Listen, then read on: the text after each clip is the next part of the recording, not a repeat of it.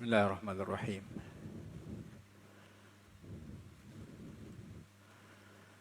Assalamualaikum warahmatullahi wabarakatuh.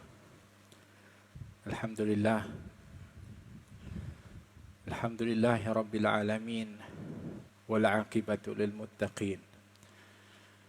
Wala udwana illa 'alal zalimin. Wassalatu wassalamu ala asyrafil mursalin wa imamil muttaqin.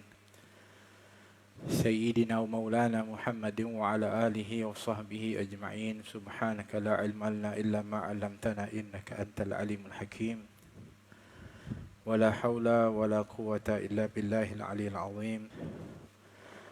Amma ba'du.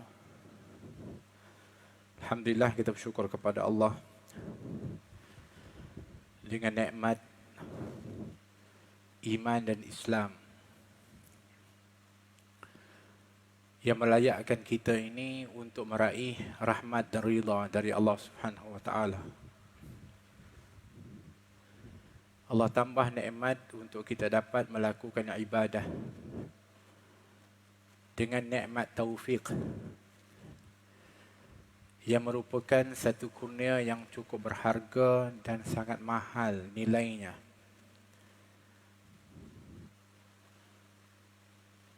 Dikurniakan oleh Allah Subhanahu wa taala untuk kita mendapatkan dan meraih daripada ganjaran dan pahala yang berlipat kali ganda.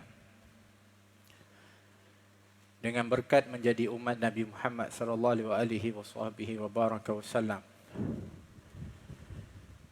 Dan pada saat-saat yang istimewa seperti Yaumul Jum'ah yang dijanjikan dengan balasan ganjaran kedudukan yang cukup istimewa. Semua ini adalah merupakan daripada anugerah yang Allah kurniakan kepada kita, tanda kasih sayang Allah Subhanahu wa taala kepada hamba-hambanya. Oleh kerana itu, kita sepatutnya sentiasa bersyukur kepada Allah Subhanahu wa taala di atas kurnia yang tidak terhingga ini. Bahkan menzahirkan rasa syukur itu dengan ketaatan kepada Allah, dengan tunduk patuh kepada Allah, dengan semakin banyak untuk kita melakukan kebaikan dan amal soleh. Itu adalah merupakan daripada cara yang sebenar menzahirkan rasa syukur kepada Allah Subhanahu wa taala dengan nikmat yang dikurniakan oleh Allah Subhanahu wa taala. Dan kita mengambil peluang di dalam kasih sayang Allah Subhanahu wa taala ini untuk kita berusaha bersungguh-sungguh, berikhtiar sebagai seorang hamba. Kerana usaha dan ikhtiar kita ini adalah merupakan daripada cara untuk kita berusaha meraih kepada ridha dan rahmat Allah Subhanahu wa taala. Walaupun pada hakikatnya segala apa pun yang kita lakukan itu yang menerima, yang menentukan, yang berkehendak adalah Allah Subhanahu wa taala. Akan tetapi Allah Subhanahu wa taala memberikan cara untuk kita berusaha berikhtiar. Yang mana Allah suruh untuk kita dengan iman yang dibekalkan oleh Allah untuk beramal soleh. Dengan amal soleh itu menjadi sebab untuk kita meraih daripada rahmat Allah Subhanahu wa taala.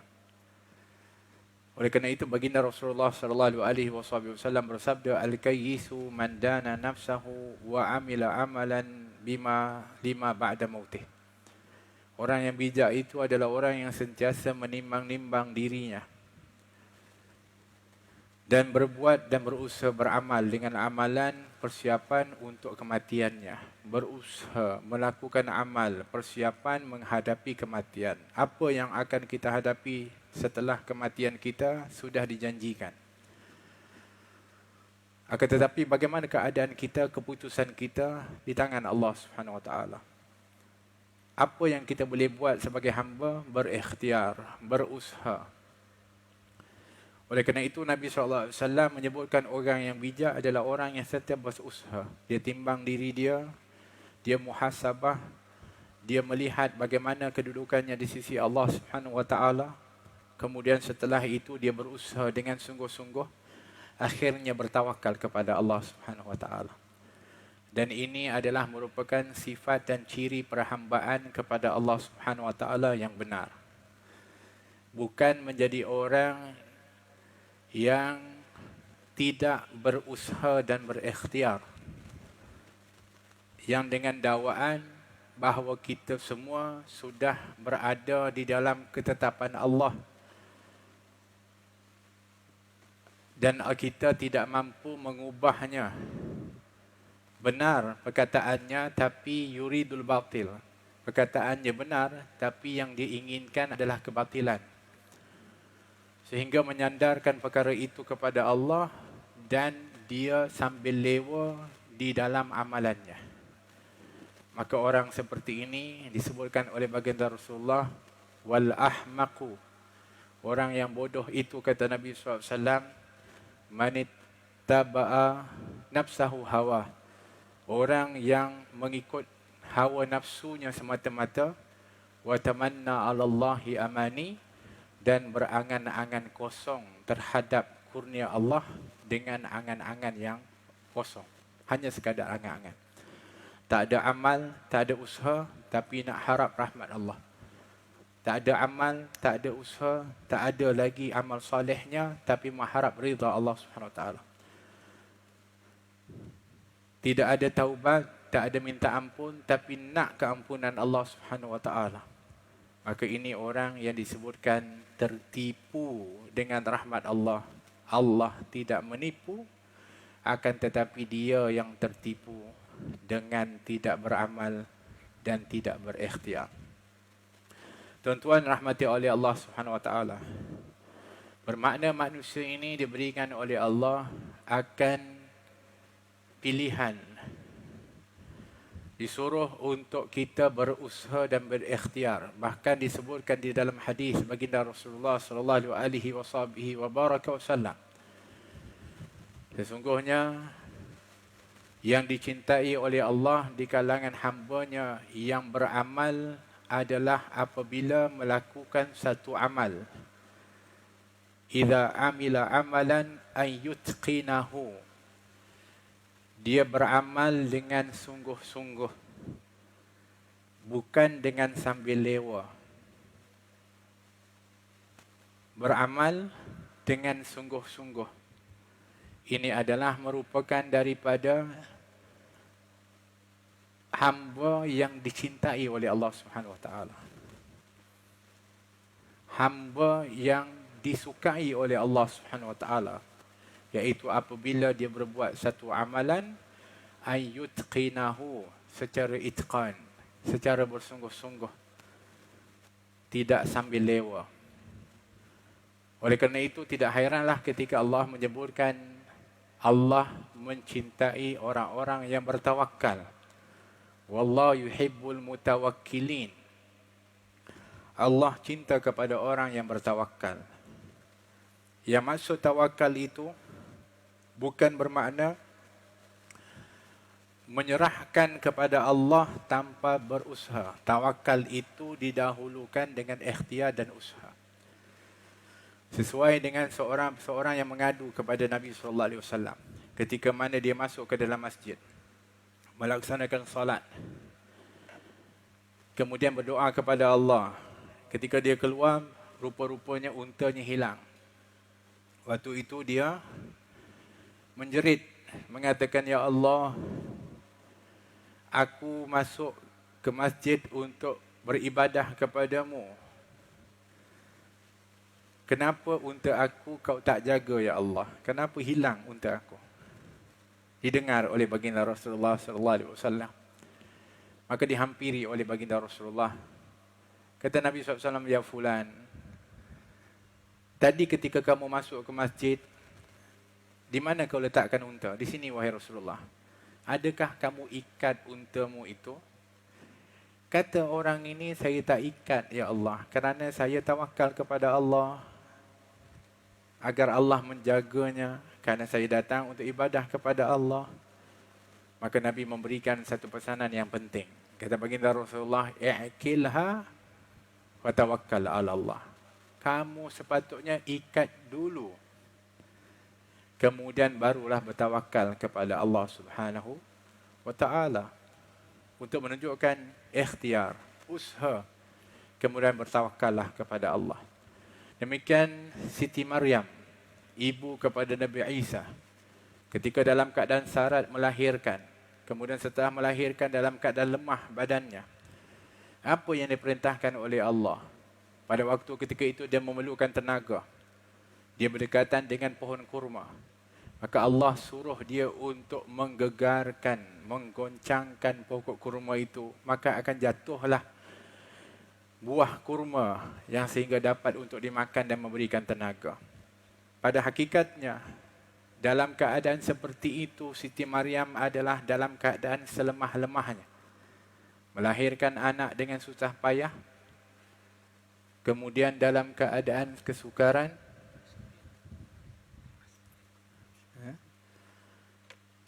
ianya adalah merupakan daripada perkara yang diperintahkan oleh Allah Subhanahu wa taala untuk menggoncangkan. Apa maksudnya? Walaupun pada waktu itu kekuatan daripada Siti Maryam adalah sangat terhad,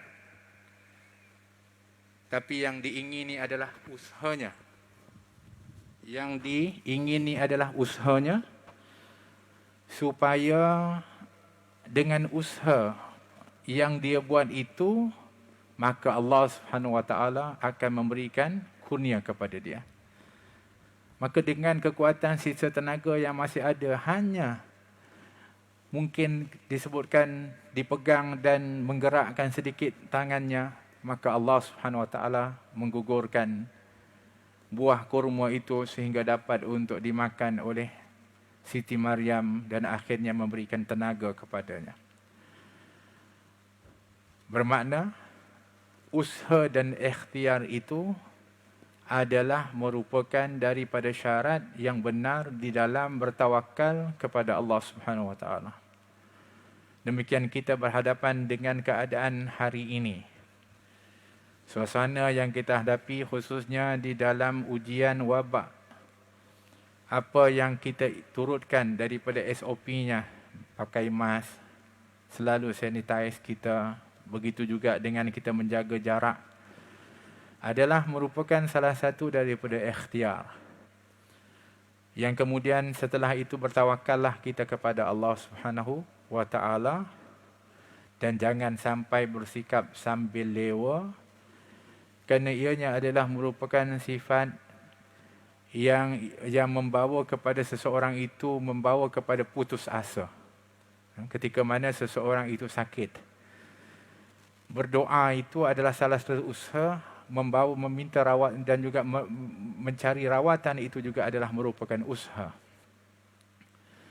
Dan itu tidaklah mencabut daripada tawakal seseorang itu kepada Allah Subhanahu wa taala, selagi mana etikad yang benar bahawa yang menyembuhkan adalah Allah Subhanahu wa taala.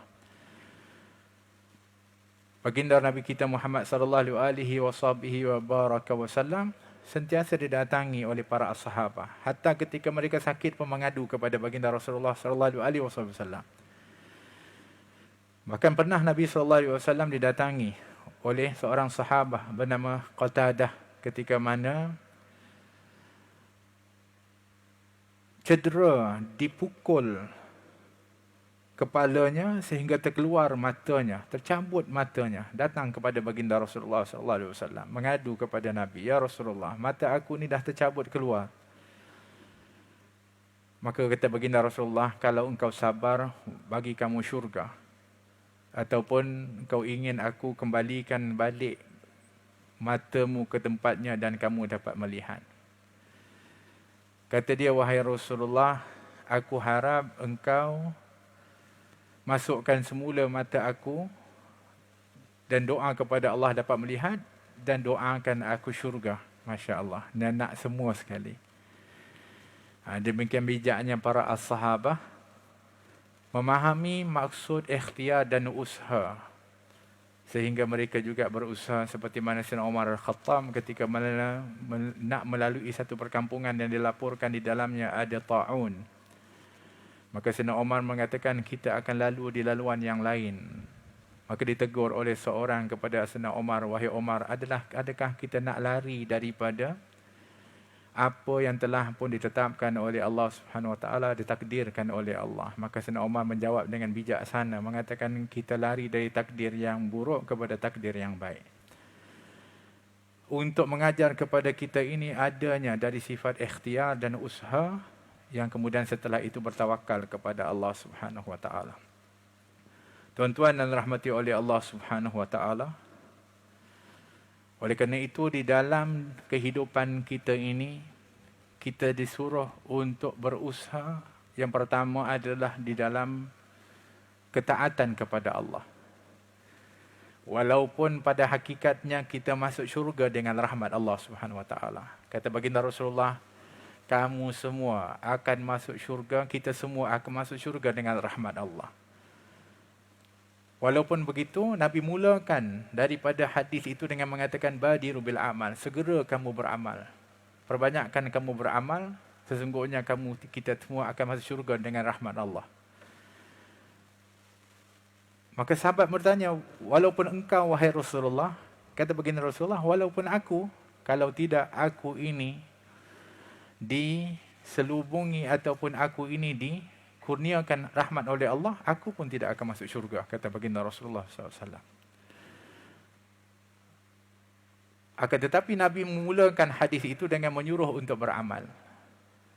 Untuk memberitahu kepada kita amal itu adalah merupakan sebab dan juga ikhtiar usaha untuk meraih dari rahmat Allah Subhanahu Wa Taala. Berusahalah untuk kita melakukan ketaatan. Berusahalah untuk kita meninggalkan kemaksiatan. Kerana Allah Subhanahu Wa Taala memberikan janji dengan usaha-usaha kita di dalam ketaatan, kita akan meraih rahmat, kita akan meraih ganjaran. Dengan melakukan maksiat akan meraih murka Allah dan juga akan diberikan azab oleh Allah Subhanahu Wa Taala. Ini adalah janji Allah Subhanahu Wa Taala dan Allah tidak akan pernah memungkiri kepada janji.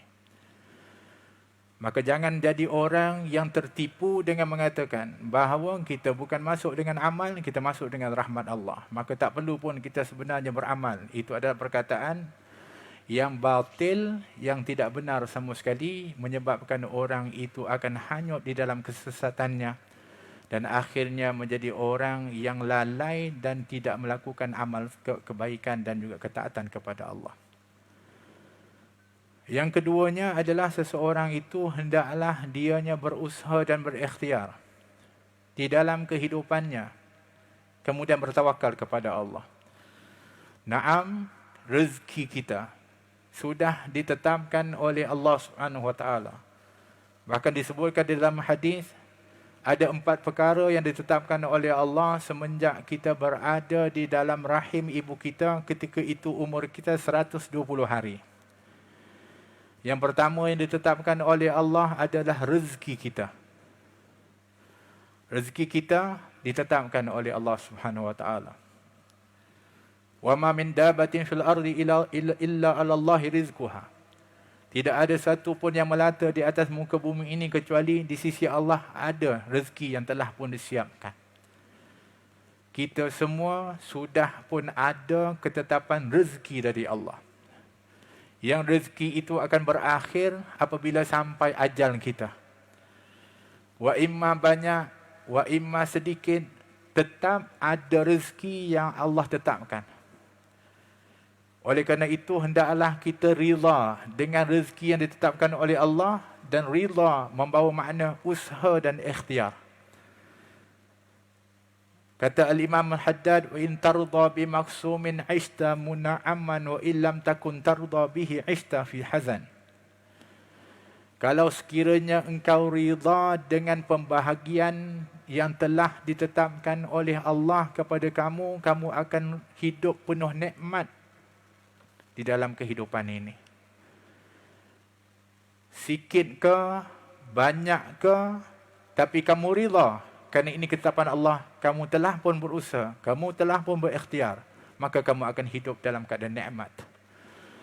Tapi kalau sekiranya kamu tak rela dengan pembahagian ketetapan yang telah ditetapkan oleh Allah kepada kamu, kerana ada orang yang sudah lebih pun sepatutnya berbanding daripada orang lain, tapi tak pernah rela dengan apa yang Allah telah kurniakan kepada dia, tak pernah merasa cukup.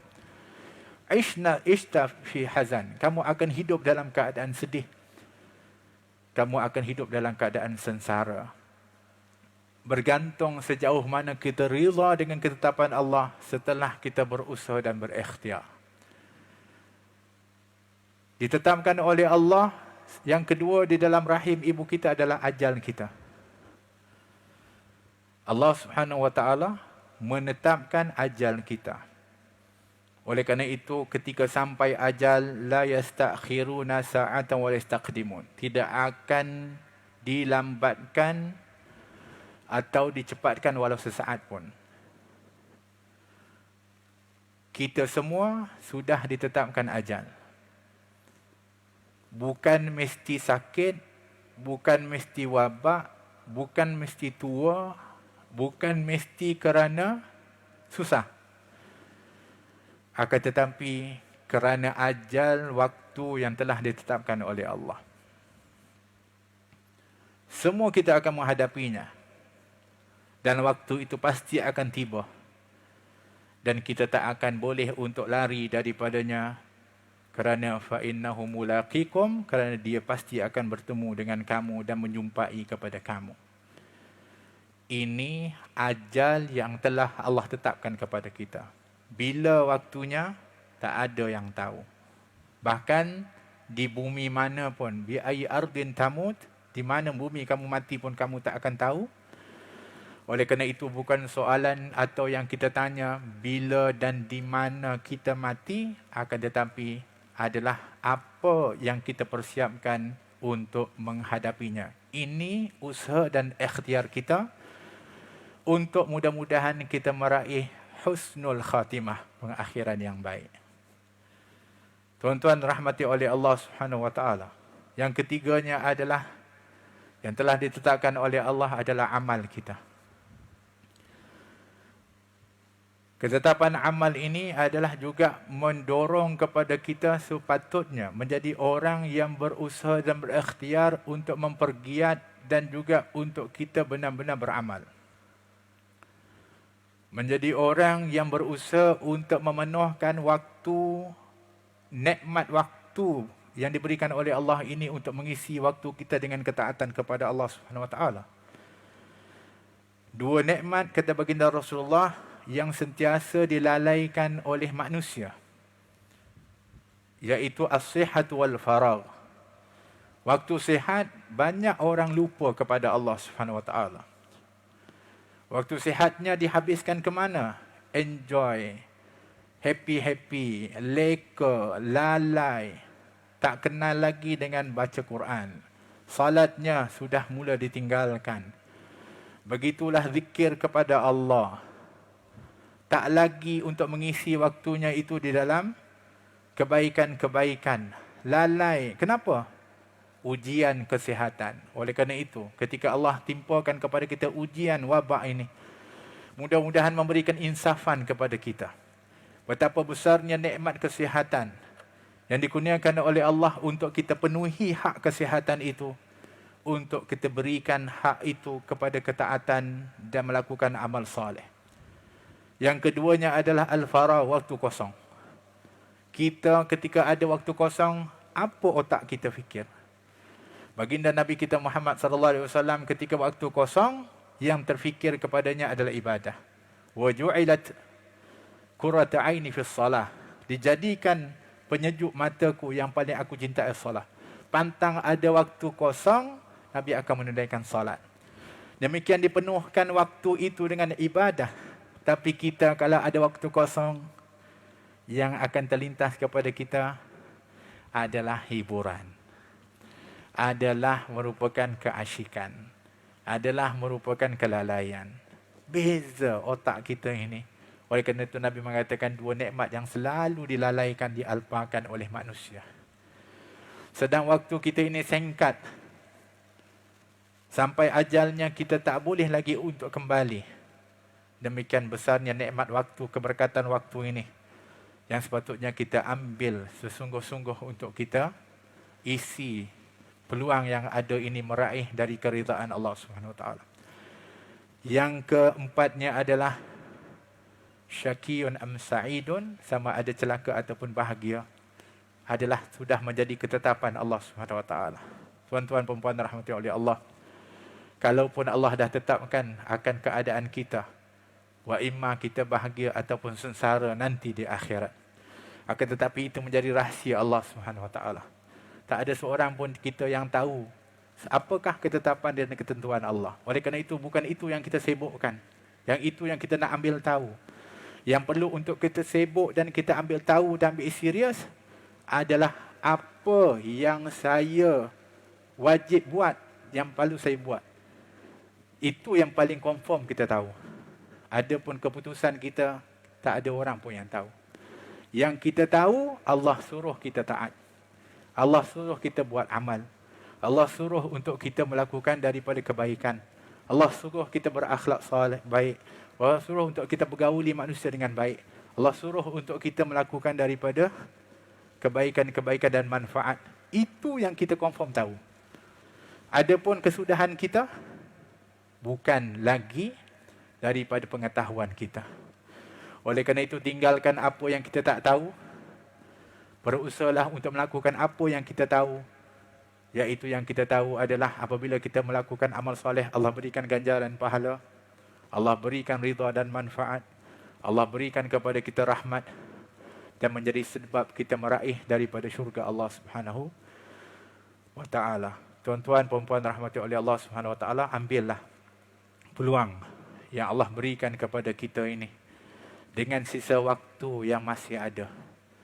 Sebelum nanti ketika sampai ajal kita, pada waktu itu siapa pun kita, bagaimanapun keadaan kita, waktu itu kita akan hanya terbujur kaku sahaja. Bahkan oranglah yang akan menguruskan kita. Ketika dimandikan, kita dibalikkan ke kiri dan ke kanan.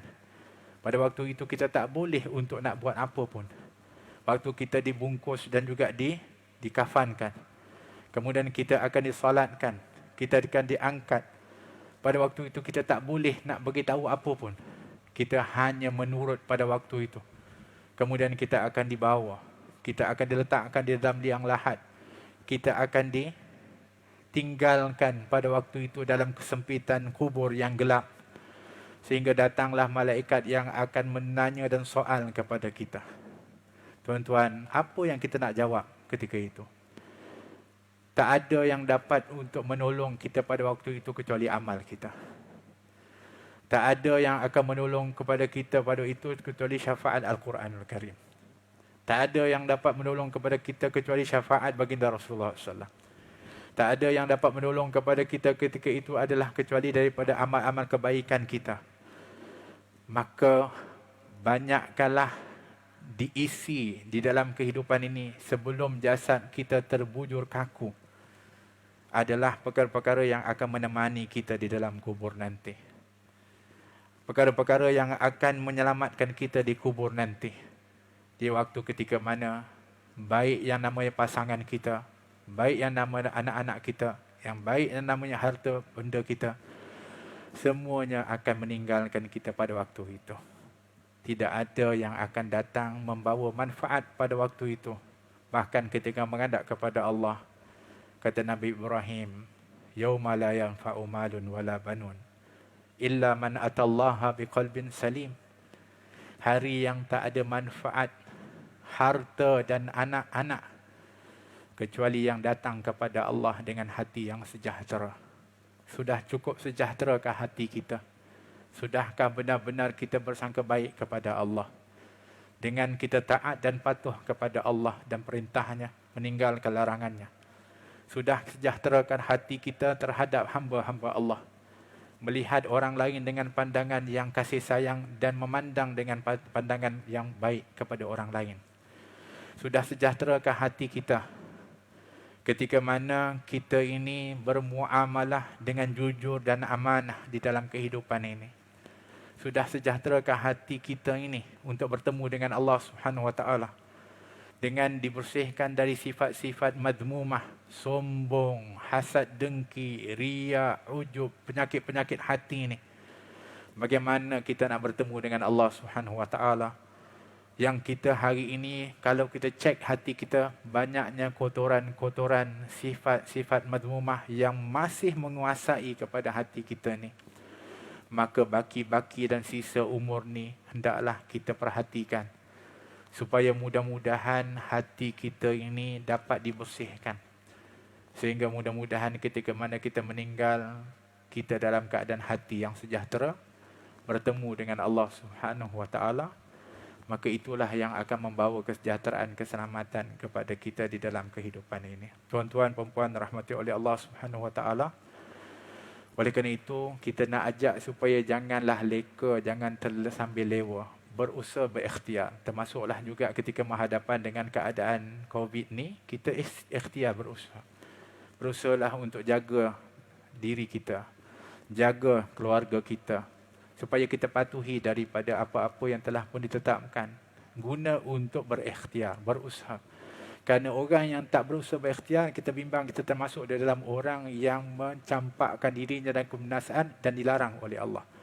Kita bimbang kita termasuk daripada orang yang putus asa, yang putus asa ini adalah merupakan orang yang dimurkai oleh Allah. Allah benci kepada orang-orang yang putus asa. Sehingga Allah sentiasa ingatkan, la taqnatu min rahmatillah. Jangan putus asa dari rahmat Allah Subhanahu wa taala. Kerana putus asa itu akan menyebabkan seseorang itu akhirnya membiarkan dirinya dalam kebinasaan. Maka ambillah daripada apa yang telah pun diberikan oleh Allah, kelebihan dan kebaikan ini, untuk kita letakkan dalam diri kita, sehingga kita menjadi hamba yang diridai oleh Allah Subhanahu wa taala. Akhirnya mudah-mudahan kita berdoa kepada Allah Subhanahu wa taala berkat hari yang mulia ini. Di saat ketika mana kita bersama di dalam rumah Allah Subhanahu wa taala, kita berdoa mudah-mudahan Allah Subhanahu wa taala merahmati kita. Diberkati umur kita, diberikan oleh Allah Subhanahu wa taala umur yang barakah di dalam ketaatan kepada Allah. Mudah-mudahan Allah berikan taufik hidayah untuk kita bergerak melakukan amal soleh, agar mudah-mudahan diridai oleh Allah Subhanahu wa taala, dan mudah-mudahan Allah Subhanahu wa taala memberkati keluarga kita, anak-anak kita menjadi saleh dan salihah, dan diberikan oleh Allah husnul khatimah kepada kita. Mudah-mudahan kalimat terakhir yang kita ucapkan sebelum menghembuskan nafas yang terakhir ada kalimat la ilaha illallah Muhammadur Rasulullah SAW dengan hakikat yang sebenarnya. Ya Rabbal Alamin. Dan kita berdoa mudah-mudahan Allah SWT selamatkan kita ketika menjadi ashabul kubur, dan bangkit dan mahsyarkan kita bersama Rasulullah SAW dimasukkan ke dalam syurga. Amin. Allahumma amin. Hadza wa billahi taufik. Wassalamualaikum warahmatullahi wabarakatuh.